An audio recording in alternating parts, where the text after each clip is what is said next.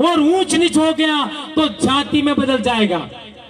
और एक महत्वपूर्ण बात कि हम लोग सांस्कृतिक रूप से कहते हैं कि भिलाला संस्कृति, पटेलिया संस्कृति, बारेला संस्कृति, चौधरी संस्कृति, पाड़वी संस्कृति, वसावा संस्कृति, गामित संस्कृति। यदि इस तरीके से श्रेणीकरण करेंगे, ये भी बात समझना, श्रेणीकरण करेंगे तो भी हम जाति में बदल जाएंगे।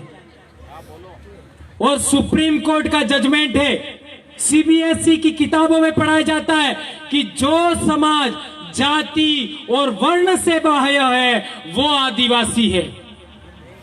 जो वर्ण व्यवस्था में नहीं आता, जो जाति व्यवस्था में नहीं आता, वो आदिवासी है। तो हम लोगों को ध्यान रखना होगा।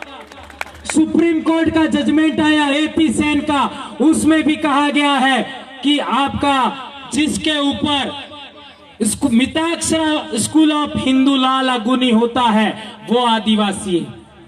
और मिताक्षरा किसको कहते हैं? मिताक्षरा उसको कहते हैं जिसमें जाति व्यवस्था और वर्ण व्यवस्था जिस समाज पर लागू होती है वो मिताक्षरा से रूलिंग करते हैं। और जो लोग मिताक्षरा से रूलिंग नहीं करते, वो जाति और वर्ण व्यवस्था से बाहर होते हैं, वो अपने कस्टम से रूलिंग होते हैं।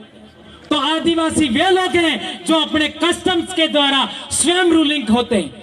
इसलिए ये बहुत टेक्निकल बातें हैं, इन टेक्निकल बातों को हमें समझना होगा।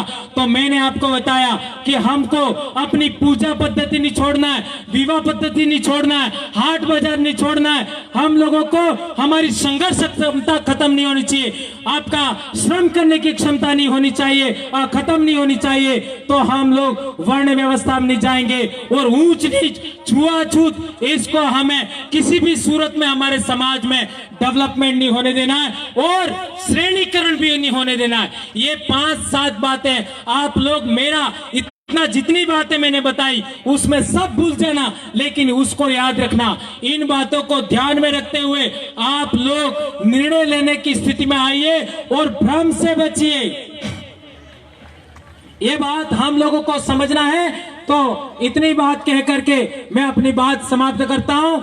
वनवासी नहीं आदिवासी है हम, वनवासी नहीं आदिवासी है हम, आदिवासी ही नहीं भारत देश के मूल मालिक हैं हम। जय जोहार, जय आदिवासी, जय भील प्रदेश।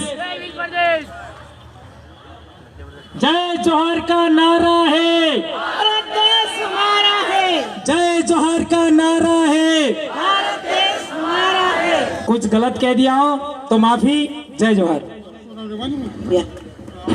धन्यवाद परमार साहब, आपने समाज के प्रति अपने विचार व्यक्त किए। उसके बाद